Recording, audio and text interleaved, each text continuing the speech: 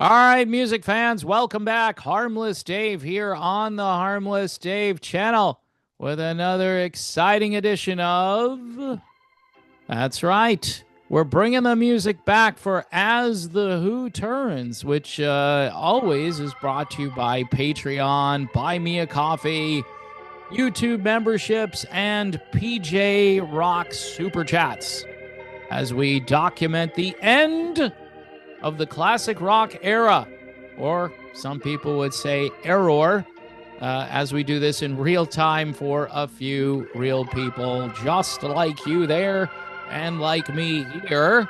Why would you say error? Don't you love classic rock? I do. But these guys bickering and arguing about ridiculous things and staying on the scene way past their expiration date is troubling. And, people tell me to stay in my lane. And so this is my lane. Not talking about politics, although I may mention Jesus at some point, and that I know really ticks people off. So, yeah, the famous soap opera music. This time, Roger Daltrey is calling what Zach Starkey said way back in March during this performance that The Who was they were engaged in at the, the Teenage Cancer Trust show in London at the Royal Albert Hall. Anyway, he's calling what Zach Starkey had to say a character assassination. All right, so first thing we need to do is maybe check on Roger's medication levels. All right, just throwing it out there. Should I play the music again? No. All right, I'm going to stop it. But it is very soap opera-esque to call Zach Starkey's comments a character assassination. It's way over the top. So in case some of you forgot, this happened during the epic song, "The Song Is Over."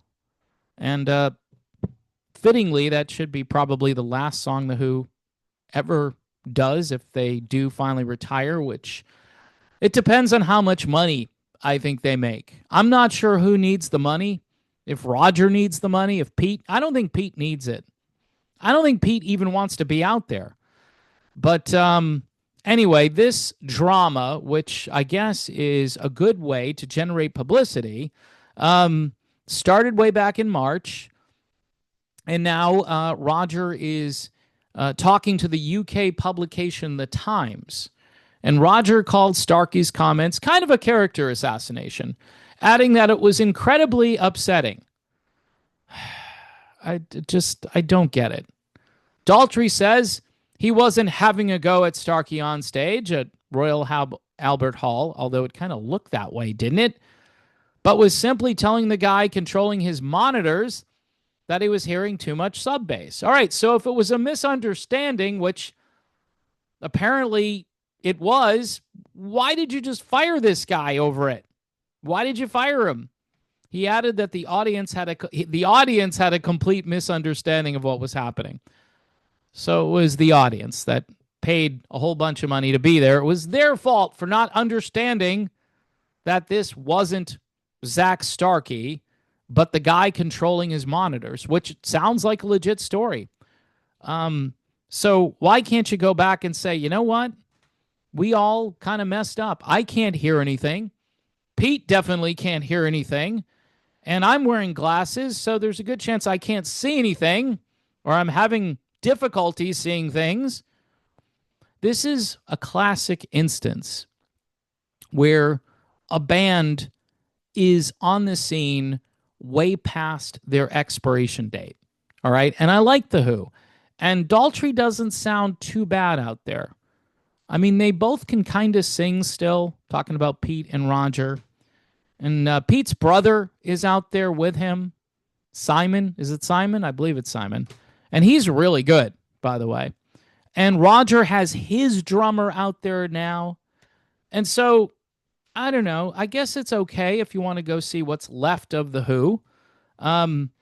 These guys weren't too happy with their original rhythm section, which is kind of like blasphemy to not like Keith Moon and John Entwistle. It's kind of like those two guys, amazing musicians, and a lot of people are like, yeah, I don't really care about the Who anymore.